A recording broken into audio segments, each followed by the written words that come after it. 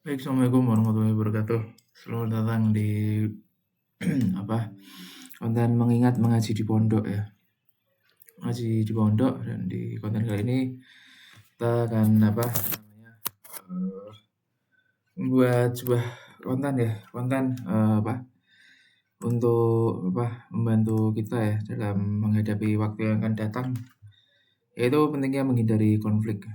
Baik, eh, apa eh eh, apa eh Alhamdulillahirobbilalamin ya, segala puji kita panjatkan kehadirat Allah Subhanahu wa taala. Semoga sholawat dan salam senantiasa terlimpahkan kepada baginda Nabi Muhammad SAW beserta para sahabat dan umatnya hingga yaumil akhir kelak. Baik, di konten kali ini kita akan pelan-pelan ya, pelan-pelan nih berpindah-pindah ya. Pelan-pelan nih pindah, kita akan pindah membuat kehidupan kita di tempat yang lebih jauh, lebih tenang ya, jauh dari tempat yang panas ya, jauh dari tempat yang panas dan eee, menuju tempat yang, lebih jauh ya, sebagaimana kita ini mondok dulu ya, sebagaimana kita waktu mondok ya, sebenarnya masih di pondok sekarang ya, cuma agak lebih sering di rumah gitu. Nah, kita ini akan menghadapi zaman yang bersifat volatile, uncertain, kompleks, ambigu ya. Volatile nih artinya labil ya, keadaan ini sering berubah, keadaan tidak bisa diprediksi ya, seperti cuaca ya. Keadaan politik ini juga tidak bisa diprediksi.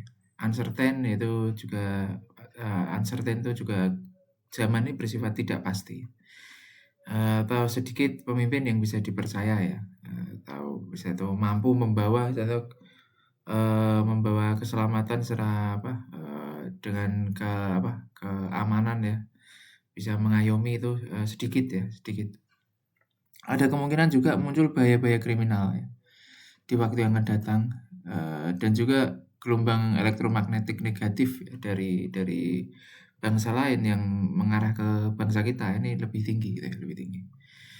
Lalu zaman ini juga bersifat kompleks ya, rumit ya. Rumit artinya banyak pihak dengan kepentingan masing-masing ya. Lalu kerumitan ini seperti sesuatu yang ruwet ya. Koordinasi ini menjadi lebih sulit dan komunikasi ini sulit dicapai. Misalkan kita memberitahu khalayak komunikasi untuk tenang, lalu jangan berisik, lalu yang baik. Ini hal seperti itu jadi sulit dicapai. Komunikasi seperti itu sulit dicapai. Bahkan mungkin kita berkomunikasi dengan tetangga saja ya, jangan begitu, jangan begini, itu juga sulit dicapai ya. Menguntungkan apabila tidak berpolitik dan netral ya. Jadi kita kalau di zaman-zaman yang akan datang seperti ini, kita ini tidak berpolitik, ini akan sangat menguntungkan kita. Menguntungkan kita. Dan juga zaman ini bersifat ambigu. Ambigu ini tidak jelas. Tidak jelas, tidak bisa dipercaya gitu ya. Sifat informasi ini tersebar ke semua pihak ya, semua pihak ini ya, semua bahkan di berbagai belahan dunia ya. Dengan satu komputer saja, eksistensi yang ada di komputer ini nggak cuma kita ya, nggak cuma kita. Dulu saya menyadari ini di tahun berapa ya, 2002 2000 berapa, 2000 berapa ya, 2018 atau 2000 berapa ya, 2018, 2019 mungkin. Loh kok HP saja kok dengan mudah bisa ini ya, ada eksistensi lain di HP kita, kok mudah gitu ya. Lalu ini saya sadari hari-hari ini ya, oh iya di komputer kita saja eksistensi yang ada di komputer ini nggak cuma kita dan dunia ini udah berubah ya. Komputer ini yang aman ini cuma komputer yang nggak ada sambungan internetnya, nggak pernah nyambung WiFi, nggak ada penangkap sinyal internetnya, itu cenderung aman ya, cenderung aman. Itu paling ya kalau kita untuk ngetik segala macam nih bisa ya. Tapi kalau untuk ngetik hal-hal yang bersifat private ya, ini komputer-komputer hari ini, laptop ini, meskipun nggak tersambung internet saja, ini masih bisa ada eksistensi lain, meskipun kita nggak sedang terkoneksi ke WiFi. ya, dan ini yang disebut ambigu. Ambigu yaitu keadaan atau zaman ini bersifat tidak jelas ya, tidak mudah mempercayai satu alat, satu teknologi, dan sifat informasi ini tersebar ke semua pihak. Lalu ambigu ini juga bersifat mudah terbentuk konflik dan konflik ini juga mudah tersulut. Ini zaman yang bersifat volatile dan ini udah menjadi satu pengetahuan yang umum ya, tentang sifat zaman yang akan datang nih. Kita sudah memasuki zaman itu ya, di wilayah itu ya.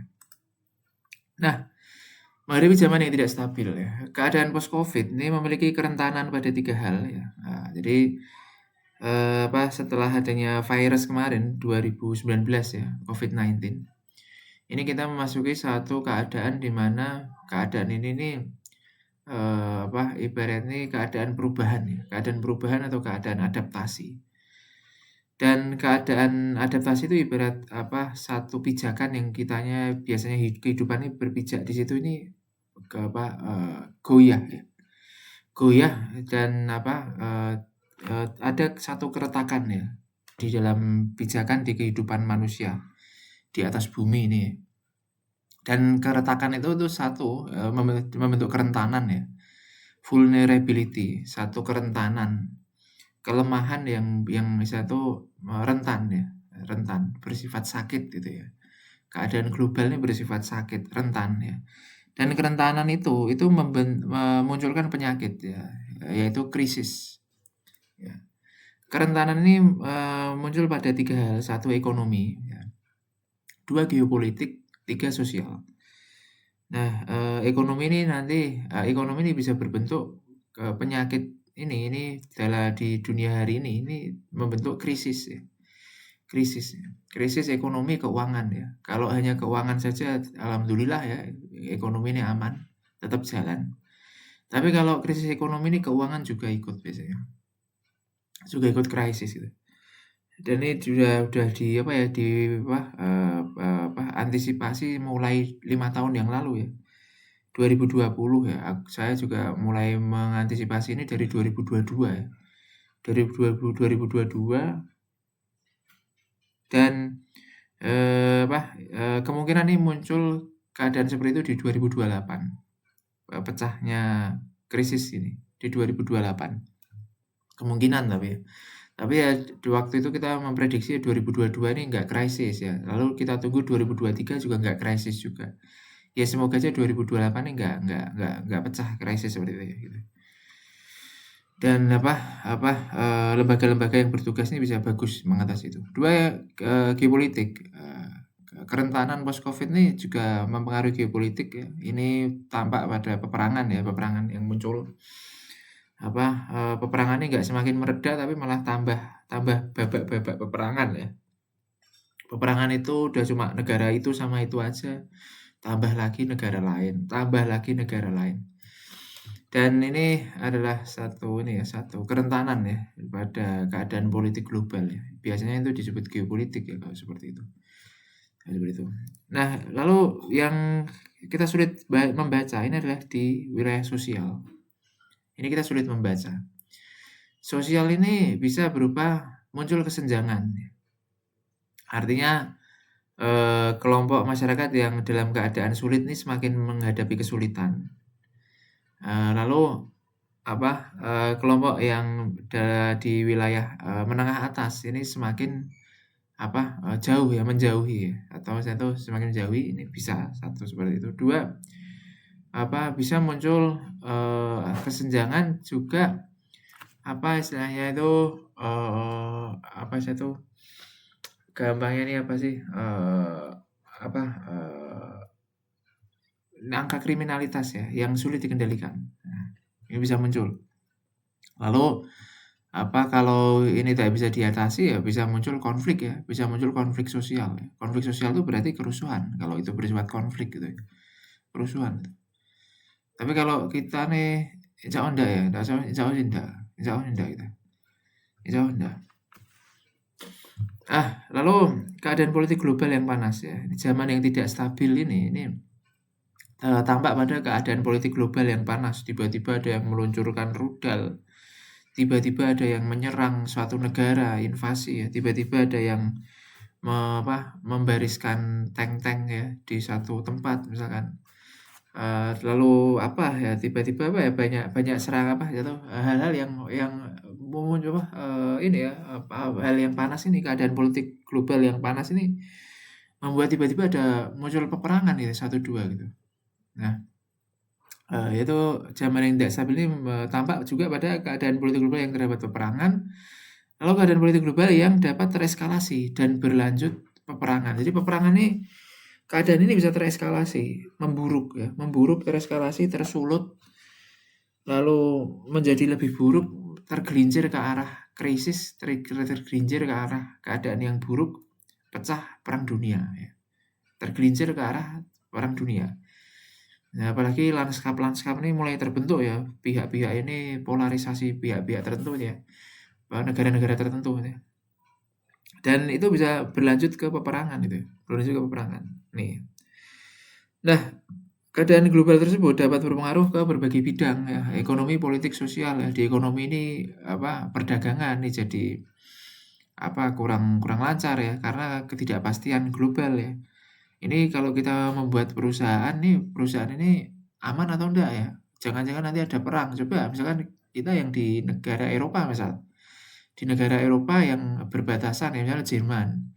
Jerman ini kemarin buat statement ya, statement perang atau bagaimana ya, statement lah. Satu statement tentang hal seperti itu ya, konflik gitu ya. Nah, coba kalau ada orang membuat perusahaan di Jerman ya. Apakah dia bisa membuat perusahaan itu? Karena keadaannya katanya mau perang gitu ya. Nah, ini kan berpengaruh di perekonomian. Dan juga ke politik ya, otomatis negara ini dengan sebagai organisasi, ini juga akan berubah ya, setiap negara ini berubah menjadi lebih sigap ya. Pengorganisasiannya ini lebih sigap ya, lebih sigap gitu. Lalu juga bisa berpengaruh ke bidang sosial ya, sosial. Ya misalkan ada warga negara ya, orang-orang yang tidak siap dengan ini ya, keadaan seperti ini. Lalu padahal nih di satu sisi misalkan untuk negara-negara tertentu itu memang keadaan yang harus mereka bersiap-siap siaga ya. Bersiap-siap siaga ya. Nah, ini juga bisa berpengaruh secara sosial ya. Secara sosial. Nah, juga di dalam negeri juga, keadaan global tersebut dapat berisiko mempengaruhi keadaan di dalam negeri. Ya, keadaan di dalam negeri ini juga terpengaruh karena ini ekonomi ya, kita misalkan lihat nih ada nada-nada kayak tercium akan muncul krisis ya. Lalu politik ini ada satu berita-berita politik yang tajam, yang panas ya, yang panas. Lalu sosialnya juga seolah ada ini ya, ada ada hal yang misalnya bersembunyi di balik kegelapan ya, yang muncul sebagai satu risiko sosial ya, dan itu kita nggak bisa melihat ya. Ada kriminalitas, geng motor, segala macam. Ini kan seperti apa nih yang bisa melihat kepolisian ya, kepolisian. Ini kan kita lihat nih malam-malam nih kita nggak perlu keluar ya, kecuali ngaji ya, pakai pecis, pakai sarung. Itu juga lihat keadaan juga ya, lihat keadaan juga. Nah, berikutnya nih, menghadapi resiko keadaan yang tidak stabil ya. Keadaan di dalam negeri juga memiliki kerentanan yang dipengaruhi perubahan keadaan global ya. Keadaan yaitu kerentanan ya. Jadi di dalam negeri ini ada juga kerentanan yang kita miliki ya, kerentanan.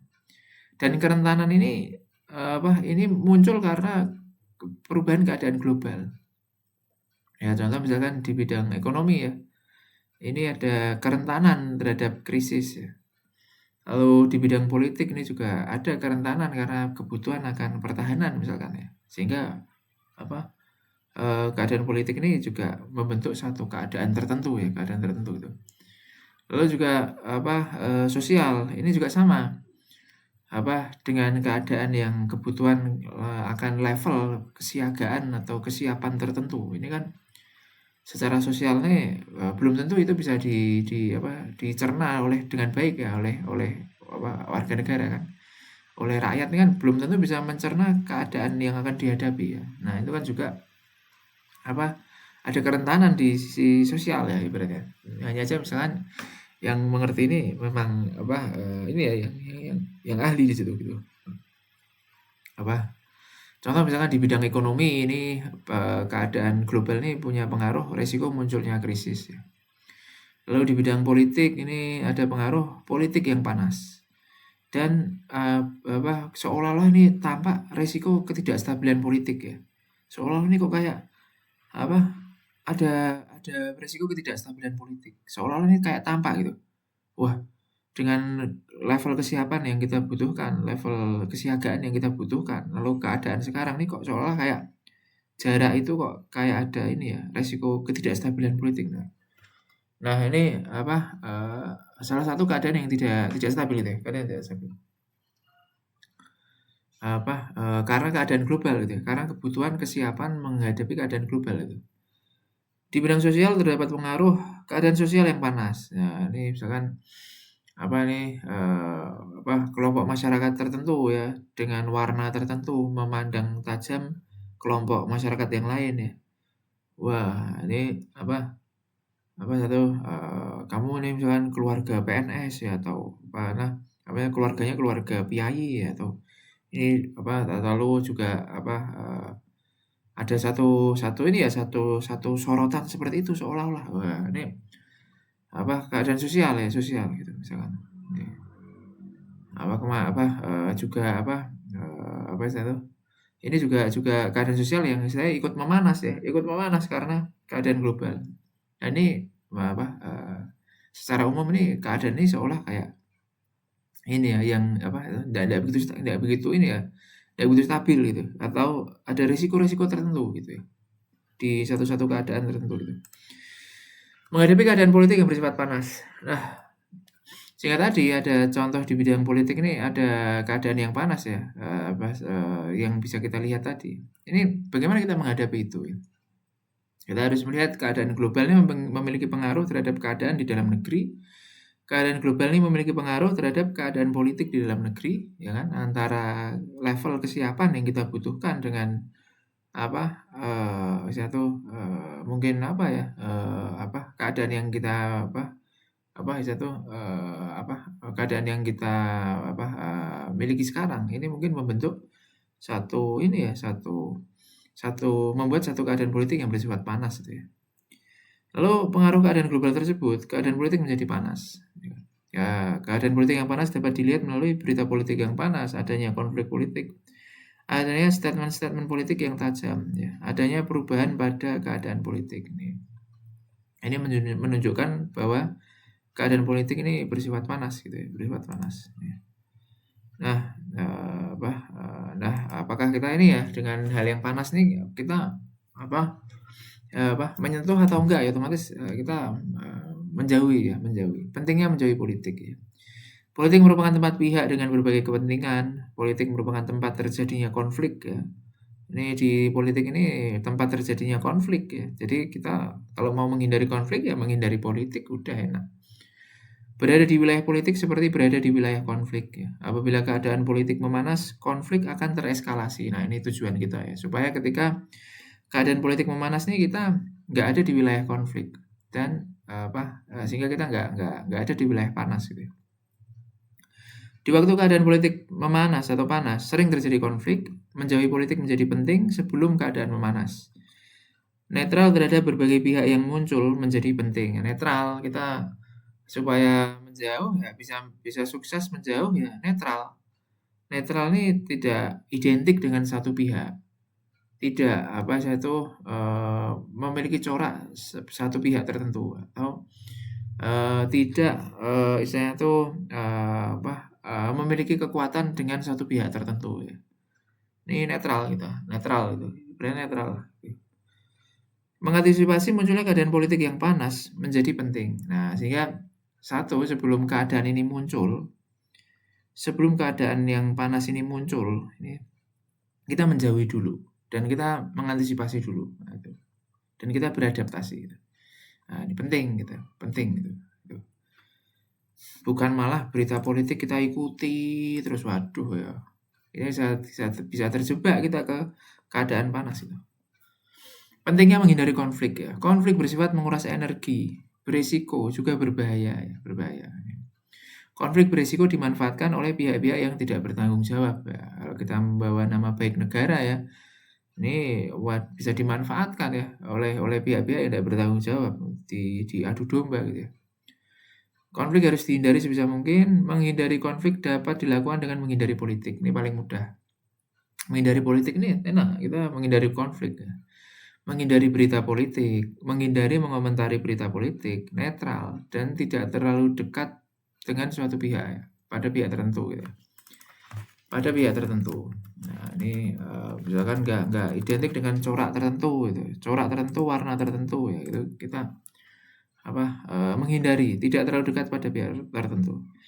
Menghindari konflik dapat dilakukan dengan mengantisipasi munculnya keadaan politik yang memanas. Nah, untuk menghindari konflik, kita antisipasi munculnya keadaan politik yang memanas. Nah, ini contoh misalkan keadaan politik yang memanas ini bisa kita antisipasi ya kalau kita punya kalender misalkan ya. Kalender nih keadaan politik yang panas ini misalkan nih ya di Mei ini politik ini panas, Mei 2026 ya. Kok bisa tahu? Ya tahu pengalaman gitu. Mei, November, Desember ini panas sehingga Januari, Februari ini juga ikut panas. November, Desember ini panas guys. Mei, Juni ini panas ya. Mei, Juni ini panas. Ini keadaan politik ini panas ya. Keadaan politik ini panas ya. Politik ini panas ya kan. Nah, ini ya, lalu Mei, Juni ya. Lalu di tahun pemilu otomatis ya 2029 ini berarti 2028 ini panas, ini otomatis ini wilayah panas. Menjelang pemilu ini. Nah, ini menjelang pemilu. Menjelang pemilu. Lalu di waktu pemilu. Nah, ini juga panas juga. Ini juga panas juga. Nah, ini tahun pemilu. Tahun pemilu. Nah, sebisa mungkin nih yang merah-merah ini namanya nih, ini juga akan panas nih, keadaan politik di sini akan panas. Kenapa? Karena keadaan global ini mempengaruhi keadaan politik. Nih, keadaan global ini mempengaruhi keadaan politik gitu. Nah, di waktu-waktu panas ini kita menghindar. Jangan malah kita mengikuti berita politik, kita ikuti terus ketika keadaan panas, wah, tiba-tiba kita udah di wilayah konflik. Jangan ya. Ya, itu harus antisipasi gitu, antisipasi. Sehingga untuk keadaan-keadaan ini ya ini kita harus jauh-jauh dulu kita siapkan. Harus jauh-jauh dulu kita siapkan itu ya. Kita siapkan jangan sampai kita terjebak konflik. Nah, ini menghindari konflik. Menghindari konflik ini kita harus jauh-jauh dari jauh-jauh hari sebelumnya gitu ya, menghindari konflik. Nah, ini menghindari konflik ya. Agustus, September, Oktober nih kenapa? Karena November, Desember ini keadaan akan panas. Januari, Februari, Maret ini juga sama, kita menghindari konflik ya. Menghindari konflik, menjauhi politik ya. Menghindari konflik, menjauhi politik ya. Menjauhi politik. Nih. Menjauhi politik. Nah, menjauhi politik. Nih, ini juga sama. Menjauhi politik. Nah, ini Januari Februari ini ya. Nih Agustus nih semoga kita bisa sukses ya. Ini kita juga sama ya, langkahnya ini juga sama. Ini menghindari konflik. Menghindari konflik. Nah, ini semoga kita sukses ya. Menghindari konflik, menjauhi politik ya. Sehingga November Desember ini kita bisa kuning ya, kuning ini. Nah, kuning kayak gini. Nah, nggak merah tapi kuning kayak gini. Nah, ini keadaan politik panas nih. Nih, keadaan politik ini panas. Ini di wilayah ini ya, November Desember ini. Keadaan politik ini panas gitu ya. Nih, Mei Juni ini juga sama, keadaan politik ini panas. Nah, ini hati-hati. Nah, gini. Hati-hati.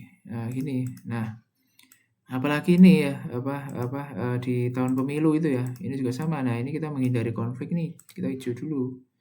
Hijau dulu, menghindari konflik. Nah, menjauhi politik. Menjauhi politik. Nah, ini dulu. Nah, ini dulu. Jadi ini bisa kuning. Keadaan yang merah ini bisa kuning gitu. Keadaan yang merah ini bisa jadi kuning di kita gitu.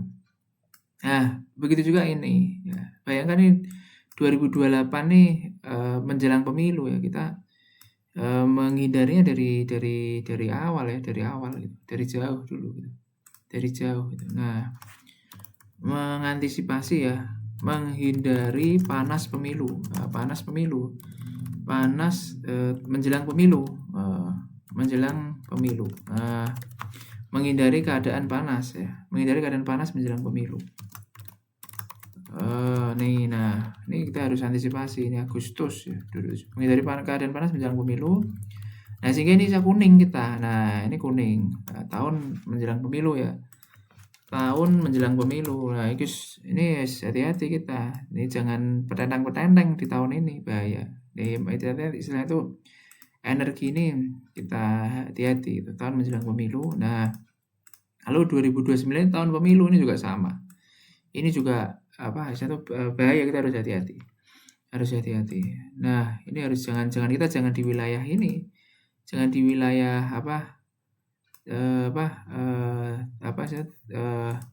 tidak di wilayah politik ya, tidak di wilayah politik tahun menjelang pemilu. Terus juga sama, ini udah di sini, ini udah jauh dari wilayah politik. Nah, ini di tahun politik ini kita udah jauh dari wilayah politik. Ini kita di tahun 2028 ini menghindari wilayah politik. Nah, gini, menghindari wilayah politik. Nah, menghindari keadaan panas menjelang pemilu. Lalu tahun 2028 menghindari wilayah politik. Di tahun 2029 ini udah jauh dari wilayah politik ya, jauh dari wilayah politik. Nah, ini paling tidak itu. Nah, begitu juga tahun berikutnya ya, tahun-tahun berikutnya ini juga sama. Juga sama. Ini juga sama. Di tahun berikutnya ini juga sama, panas juga. Dan ini kan harus kita antisipasi tahun ini 2034 ini. Ini juga ibarat warna nih, dia harus diantisipasi. Ini tahun pemilu ini. Ini tahun pemilu juga. Nih tahun pemilu ya. Nih tahun pemilu ini juga sama, dan ini juga sama. Ini tahun menjelang pemilu. Nah, ini hati-hati kita. Nih, dan kita harus menjauhi ini ya, menjauhi wilayah ini ya, menjauhi ini dari sini berarti. Nah, ini dari sini. Menjauhi ini ya, nih. Menjauhi wilayah politik ya. Menjauhi wilayah politik ya. Politik, lalu berikutnya ini sama. Ya, ini menjauhi wilayah politik ya. Politik, lalu juga sama 2032 ya. Ini menjauhi wilayah politik ini ya, termasuk nggak banyak komunikasi, terus hati-hati gitu ya. Nah, terus habis itu kita udah jauh dari ini ya, udah jauh dari wilayah politik kita. Jauh dari wilayah politik. Ini kita udah jauh dari wilayah politik. Nah, ini dan tahun pemilu ini juga sama. Kita udah jauh dari wilayah politik. Nah, ini. Jadi ini kuning, sifatnya ini kuning gitu, kuning. Nah, ini kita hijau, harus istilahnya harus netral gitu ya, netral gitu. Harus bisa netral gitu, netral gitu ya. Nah, ini ya, netral ini. Nah, ini netral ini. Nah, ini. Jadi ini bisa kuning kita. Bisa kuning karena kita udah hijau dulu sebelumnya gitu ya. Hijau dulu sebelumnya. Gitu. Nah, ini ya. Oke. Nih.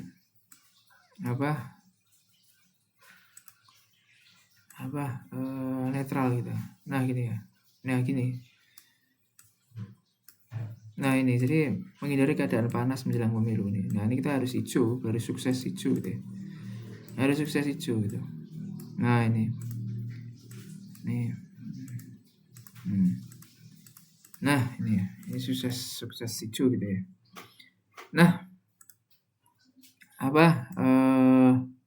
Nah, ini harus kita antisipasi ini ya. Ini petanya ini kita harus harus kita antisipasi. Jangan kita mengikuti berita politik, tiba-tiba kita nggak menyadari nih keadaan politik ini panas.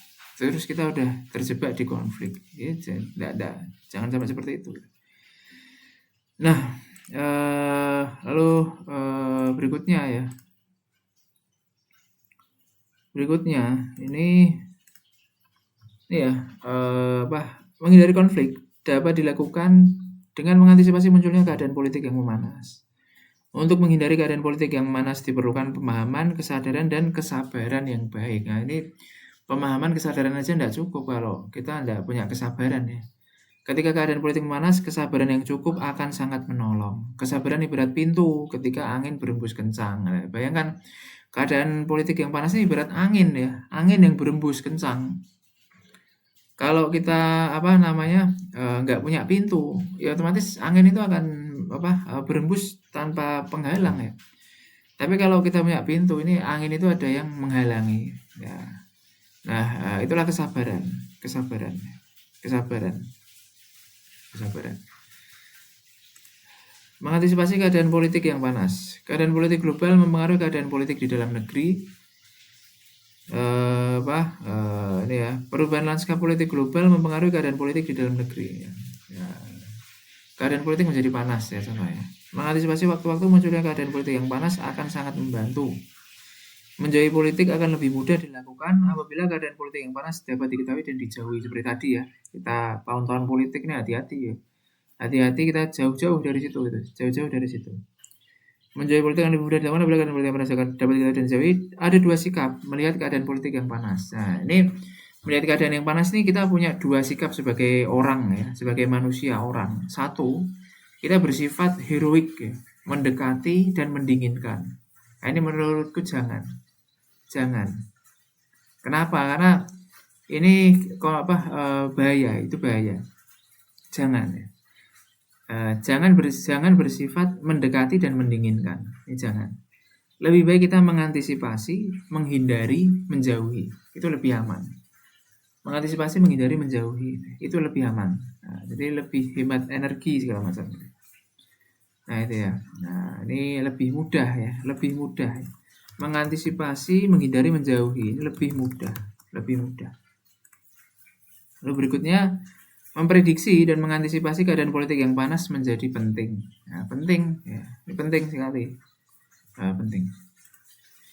Menghindari keadaan politik yang panas, menghindari sifat egosentris. Ya, contoh misalkan kayak merasa kita ini diikuti banyak orang, didengarkan banyak orang, diperhatikan pendapatnya. Nah, ini egosentris sebenarnya.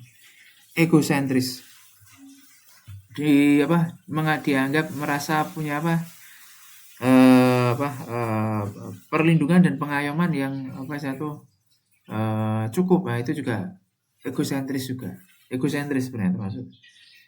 Lalu megalomania nih bisa memberi solusi untuk banyak orang, itu termasuk megalomania.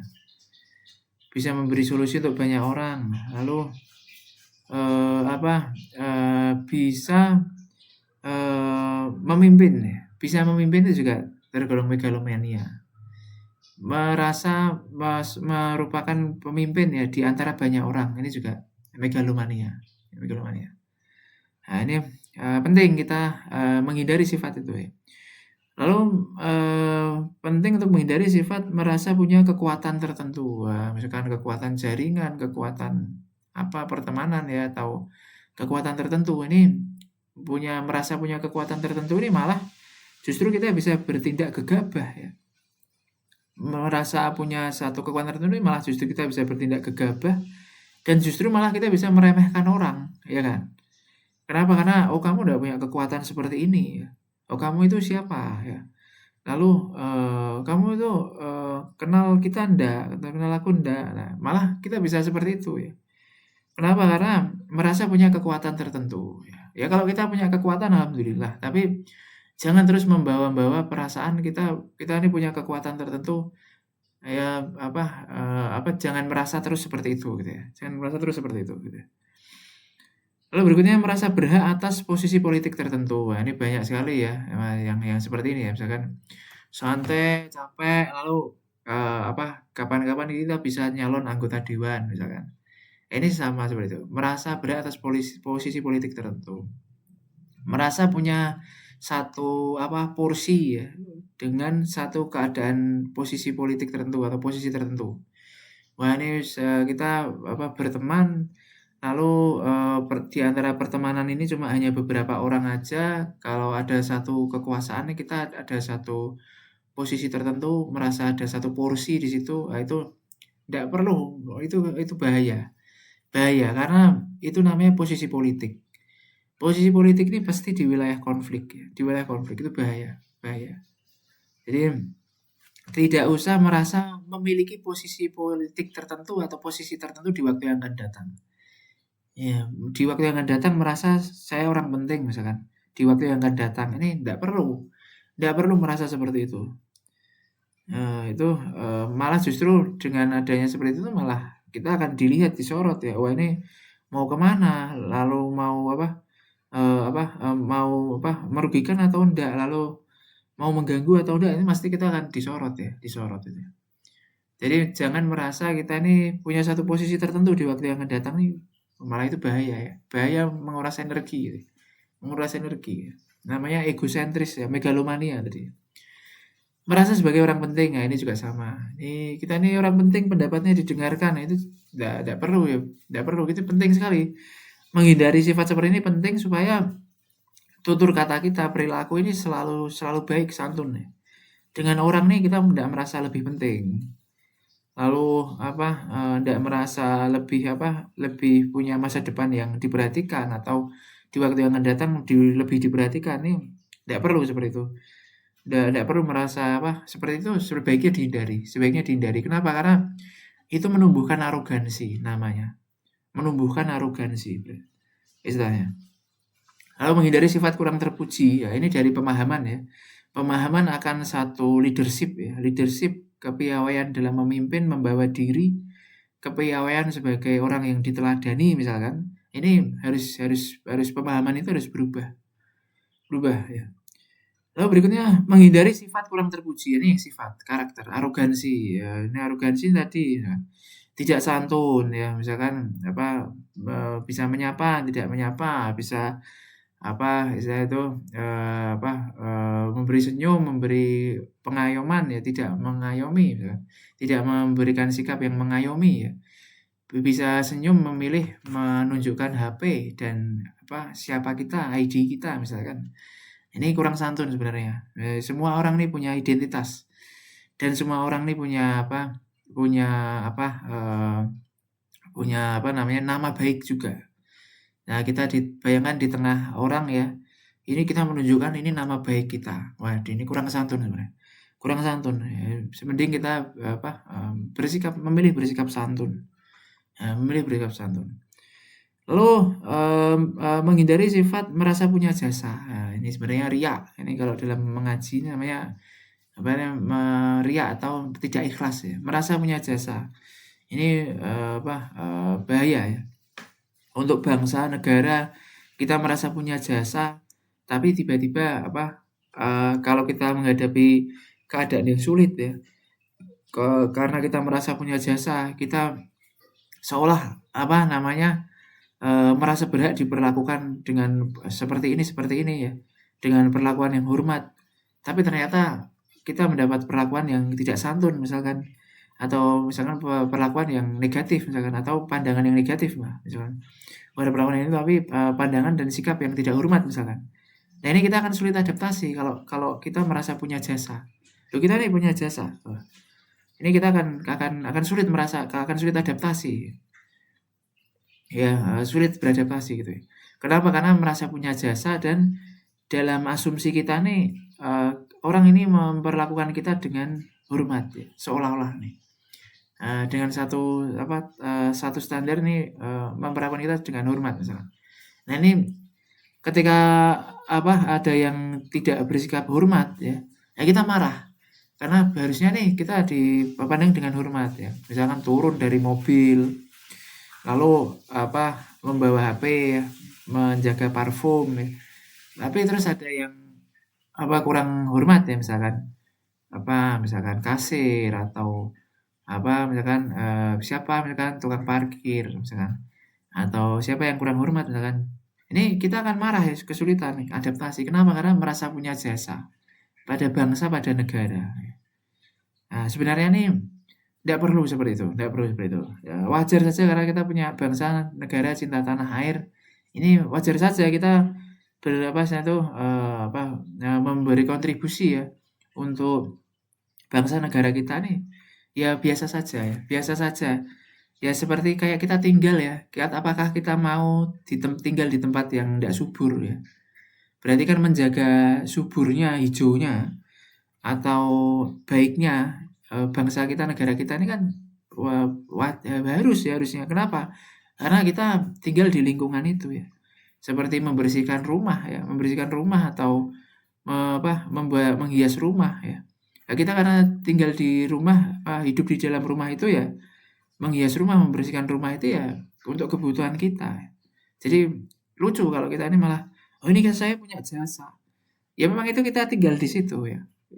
Tinggal di situ ya tidak merasa punya jasa, memang kebutuhan kita ya, gitu.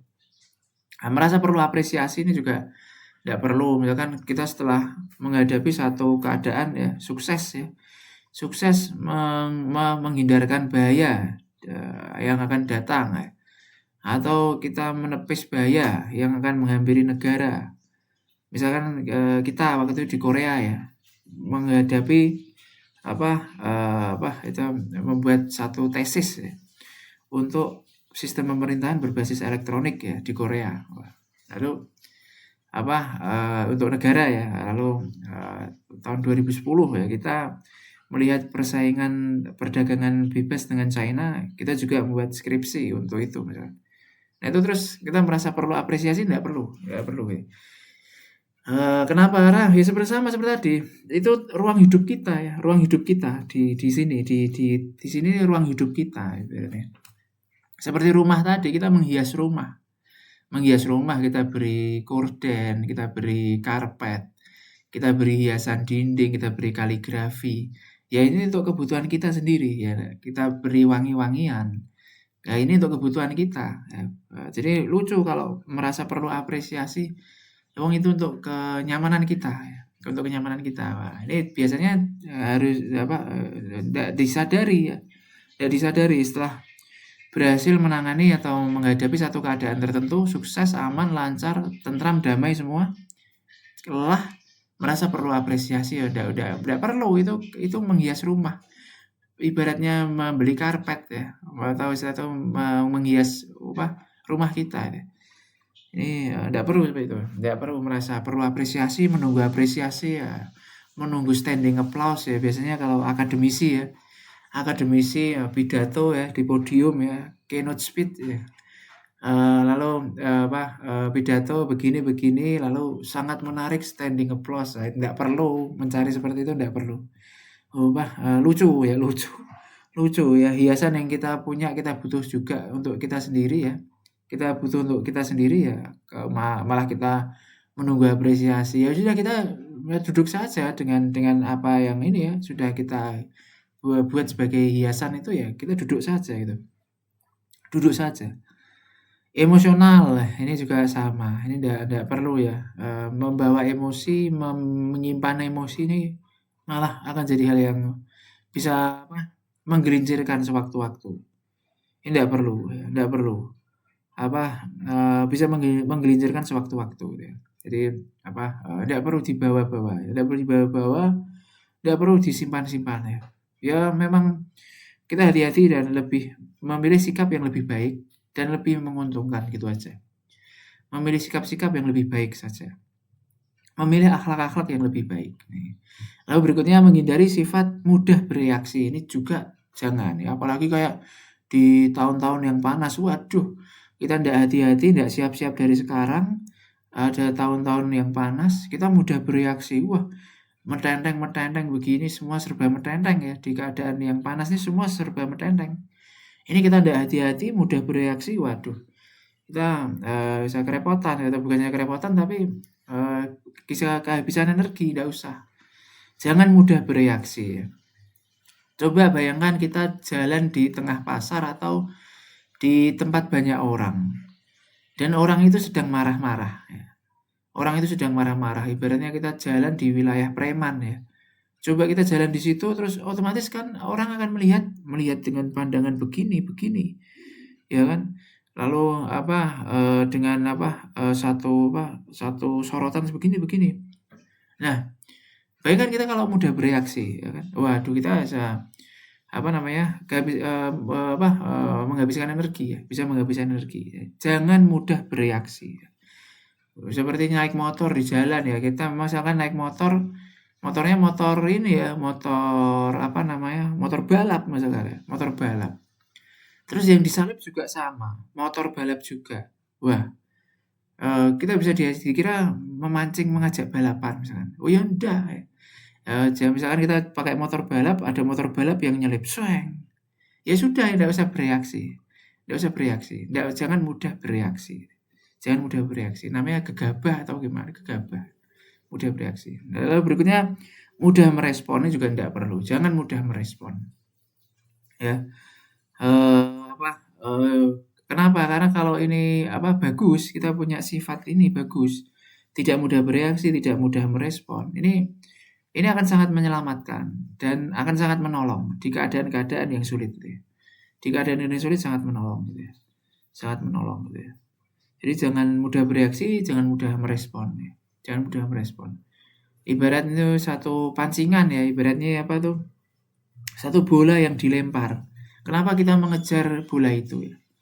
Kenapa kita dengan mudah mengejar bola itu ya? Jangan mudah merespon. Jangan mudah bereaksi. Jangan mudah terpancing gitu ya. Gitu ya. Dan di waktu yang datang nih Indonesia juga sama. Karena kita ini tenang di wilayah tengah, tidak memihak. Ini kita akan dijahili terus. Dari pihak sebelah sana nakal, pihak sebelah sana yang satu juga nakal juga. Nah, kita kalau mudah bereaksi, mudah merespon, waduh ya. Kita ini dalam posisi tenang ini anteng ya. Anteng kalau kita tidak menumbuhkan sikap tidak mudah bereaksi, tidak mudah merespon. Ini kita akan cenderung dijahili terus oleh pihak selain kita ya, yang membentuk polar ya, yang membentuk pihak-pihak ini dari luar nih akan selalu dijahili kita dengan kenakalan-kenakalan tertentu. Nah, dan itu selalu ada upaya atau cara-cara atau upaya untuk menjahili kita. Ini akan selalu muncul. Kenapa? Karena kita memilih diam, anteng. Kita memilih tenang, tidak memihak, sehingga akan dijawil ya, atau itu kan akan digoda, dibedo terus ya. Itu akan dijahili ya, dijahili, dan kita harus mampu lihe ya, menangkis sifat-sifat jahil seperti itu, sifat-sifat nakal seperti itu. Kita harus piawai menangkis itu. Enggak, kita memang tenang, enggak memihak. Kita enggak harus piawai menangkis hal seperti itu gitu ya. Sehingga kita jangan mudah bereaksi, jangan mudah merespon ya. Jangan mudah bereaksi. Seperti dulu ya ada berita disadap tuh ya. Indonesia disadap, kabeh saya disadap. Udah saya kecuali kita di atas kertas guys aman. Tapi kalau cuma komunikasi dengan internet, kita nggak nyambung internet aja. Sifatnya ini dunia komputer sekarang ini udah ambigu ya, tersebar ke semua pihak. Dulu ya disadap itu langsung kita reaksi, nggak usah. Itu memang jahil, mereka itu memang jahil, mengganggu ketenangan kita. Karena kita nggak memihak, kita punya eyup-eyupan. Bayangkan kita ini punya tempat berteduh di keadaan yang seperti ini di luar. Kita punya tempat berteduh. Kok malah kita ikut lari-lari di luar ya, hujan-hujanan. Atau bukan hujan-hujanan tapi malah ikut lari-lari di luar. Mending anteng. Di tempat berteduh kita ini tenang, anteng gitu ya, anteng gitu. Jangan merespon, jangan mudah merespon, jangan mudah bereaksi gitu. Ini harus kita tumbuhkan ya, sikap-sikap ini harus kita tumbuhkan gitu ya. Menghindari politik ya.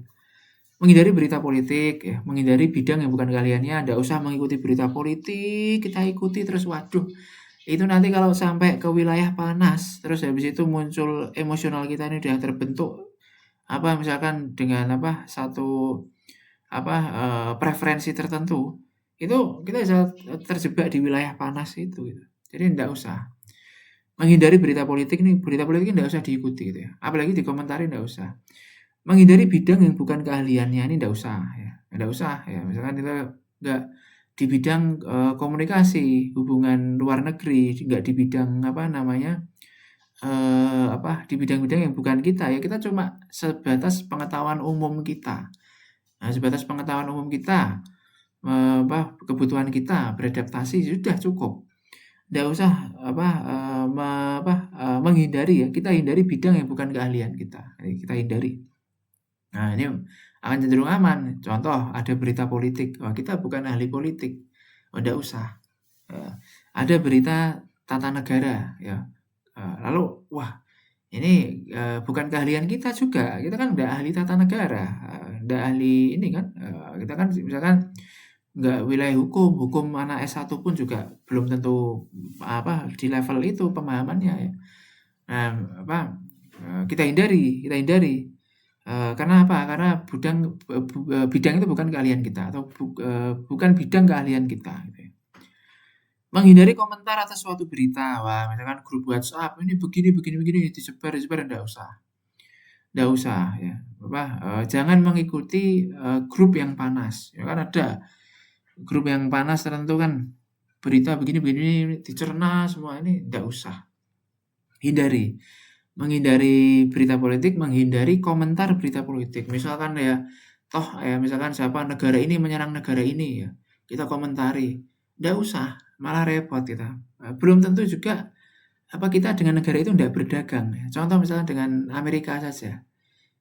Dari tarif 32% kita jadi 19%. Ini ada perdagangan. Coba kalau kita antipati, anti negara itu ya, juga anti negara yang satu. Misalkan, antipati, ya bagaimana perdagangannya ya kan. Mending aman ndak komentar. Ya bagaimanapun ya ndak usah komentar, udah. Ndak usah komentarnya aman. Nah dari suatu berita nih ya aman gitu ya. Aman kita, ibaratnya nih, sanak saudara kita nih nggak pindah dari wilayah yang panas dan zona merah, kalau kita nggak komentar nih akan lebih mudah pindahnya itu. Akan lebih mudah pindahnya, oh jangan di wilayah itu ya. Jangan di wilayah itu, nggak usah dikomentari nanti, pada duduk di wilayah itu gitu ya. Nanti energinya habis di situ, nggak usah ya, nggak usah ya. Lalu berikutnya tidak mengganggu ruang publik, ini penting sekali. Nah ini misalkan ingin muncul di ruang publik dengan satu opini, satu perhatian tertentu dari banyak orang di ruang publik, ndak usah. Ini ndak usah seperti itu, ndak usah. Lalu ruang publik yang terbentuk ini gambarnya nuansanya seperti ini, misalkan ya sudah biar ya. Biar nuansanya seperti ini, wilayahnya, biasanya seperti itu, nada-nadanya, udah ndak usah mengganggu ruang publik, itu ndak usah diganggu. Ndak usah diganggu gitu ya, ndak usah diganggu. Nah, itu ndak usah diwarnai dengan warna tertentu. Satu kemajuan atau ide itu ndak usah mengganggu ruang publik. Kenapa? Karena ada keadaan yang ini seperti ini. Lalu menghindari ruang publik. Nah, menghindari ruang publik ini penting juga, penting. Contoh misalkan ndak menulis opini di surat kabar tentang ini. Wah ini kalau untuk keadaan di waktu-waktu ini ndak usah. Ndak usah. Ndak usah ya, lalu mengurangi komunikasi ya, menghindari ruang publik ya. Kenapa? Karena kalau ruang publik ini akan digunakan untuk kepentingan yang lebih prioritas ya, untuk kepentingan keamanan, untuk kepentingan pertahanan ya. Ini kita nggak dalam posisi yang mengganggu. Nah, contoh misalkan di Jawa Tengah kemarin ya, ini ruang publik ini gubernur ini akan ada ruang publik ya untuk pertahanan, untuk keamanan ya kan. Nah, itu kan ruang publik ya. Itu kita hindari. Nah, untuk kepentingan pertahanan atau keamanan nih, ruang publiknya. Sama juga misalkan ada wilayah ya, wali kota, bupati ya. Ini kemungkinan akan digunakan untuk ruang-ruang itu untuk ini, untuk kepentingan pertahanan keamanan ya. Kemungkinan. Jadi itu harus harus kita hindari ya, nggak usah ke situ ya, itu mau digunakan. Ruang publik itu mau digunakan untuk kepentingan mungkin pertahanan, mungkin keamanan itu. Tuh. Jadi menghindari ruang publik gitu. Menghindari ruang publik. Nah, ini akan sangat membantu di keadaan politik yang panas. Lalu menghindari keadaan politik yang panas. Mengurangi komunikasi. Nah, ini di waktu keadaan politik sekarang apabila keadaan itu tajam, panas. Yang satu, mengurangi komunikasi, ini penting. Jadi tidak usah itu tidak memperbanyak komunikasi, tidak mengurangi komunikasi saja. Mengurangi komunikasi. Menghindari topik-topik yang panas ya. Menghindari topik-topik yang panas nih misalkan tidak usah membicarakan hal-hal yang sedang berjalan ya. Misalkan sekarang ada berita ini kita hindari. Lalu berita rencana begini-begini di waktu yang datang menghindari. Lah seperti ini misalkan ada peperangan segala macam ini kita hindari juga. Kita tidak usah mendiskusikan itu ya. Mendiskusikan itu dan kita nggak usah membicarakan topik itu gitu ya. Menghindari topik-topik yang sedang diikuti ya, itu nggak usah kita ikuti ya, nggak usah kita bicarakan topik-topik seperti itu gitu. Kenapa? Karena keadaannya panas dan kita ibaratnya ini mengurangi perhatian ya. Ibaratnya ini kayak rudal ya, pemburu ini ya, rudal pencari panas ya. Ini kan rudal ini mencari panas ya, kalau keluarnya mencari panas. Dan kita kalau dalam posisi panas itu otomatis diikuti rudal itu kan, ya, diikuti oleh missile itu. Nah, sehingga kita mengurangi panas ya, mengurangi perhatian yang diberikan ke kita. Ini kita kurangi Nah, ini menghindari topik-topik yang di luar keahlian. Nah, ini juga sama penting ya, kita hindari ya, topik-topik di luar keahlian kita hindari ya.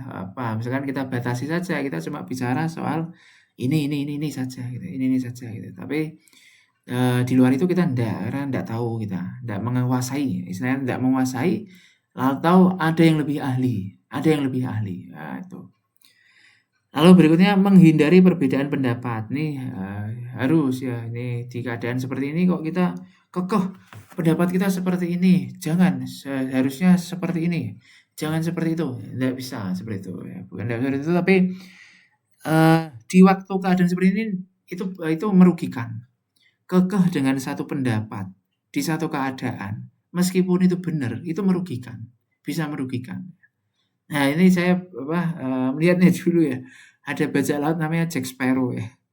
Itu kan dia ahli negosiasi ya, ahli negosiasi.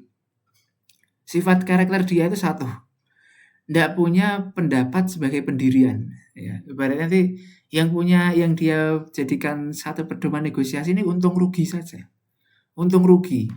Tapi kayak ini konsep lebih baik, ini cara lebih baik, ini dia nggak mempertahankan itu ya. Cuma untung rugi. Nah, ini dia melihat itu. Nah, pendapatnya juga sama. Di keadaan seperti ini kekeh dengan satu pendapat.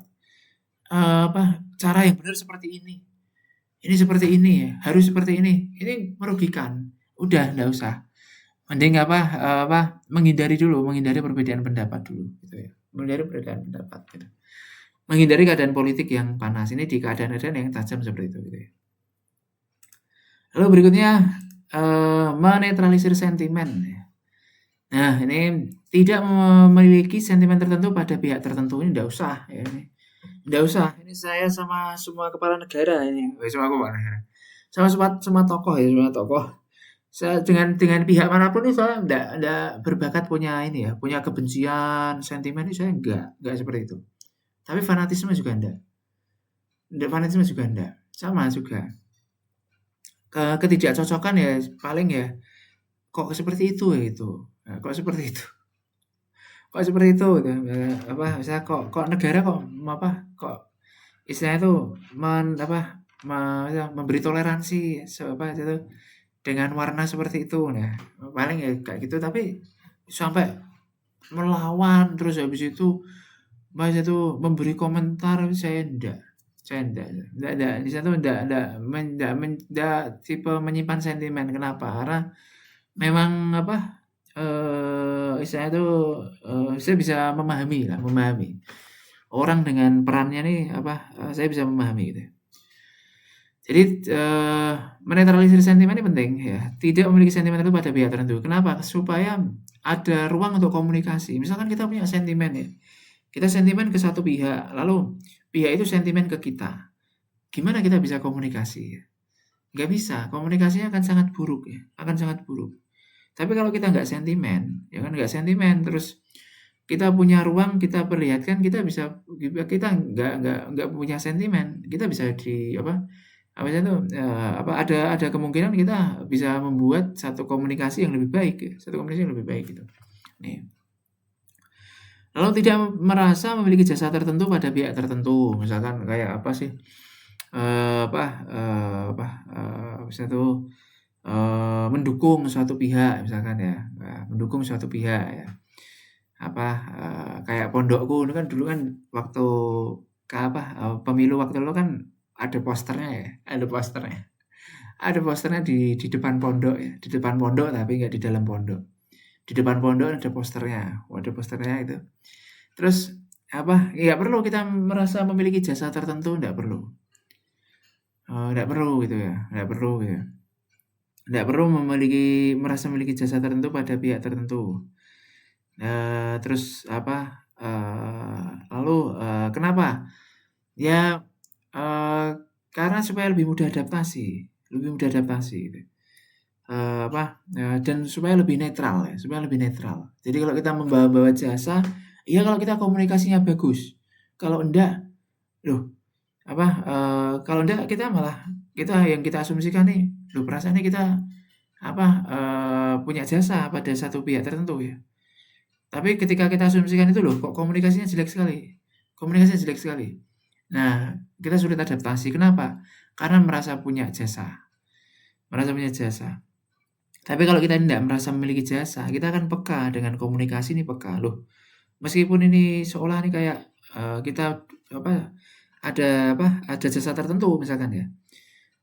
Tapi, karena kita peka, ini komunikasinya jelek, ini enggak usah gitu.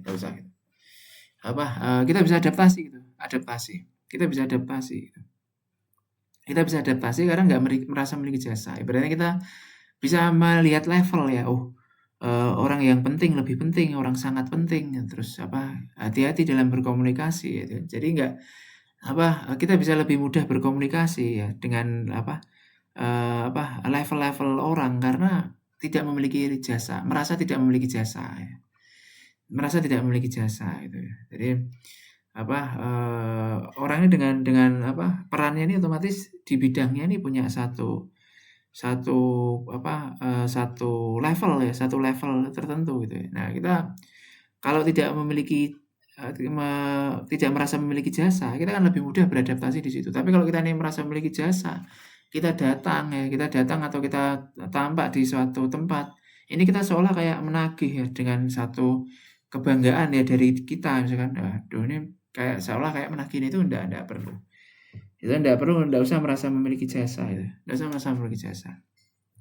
Berikutnya, tidak memicu kecemburuan pihak tertentu. Ini juga sama. Ini jangan terlalu dekat dengan satu pihak misalnya. Kenapa? Karena pihak lain bisa cemburu atau bisa mencari perhatian atau bisa istilahnya itu bisa membenci.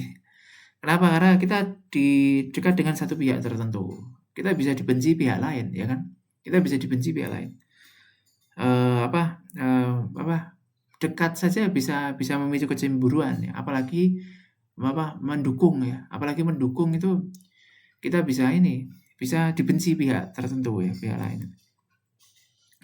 Tidak memperkeruh keadaan, tidak memberi beban pihak tertentu. Ini tidak memperkeruh keadaan ini satu ya, misalkan ada yang sedang memiliki tanggung jawab berat. Ada yang sedang memiliki tanggung jawab yang berat. Nah, kita jangan memperkeruh keadaan, memperberat ya.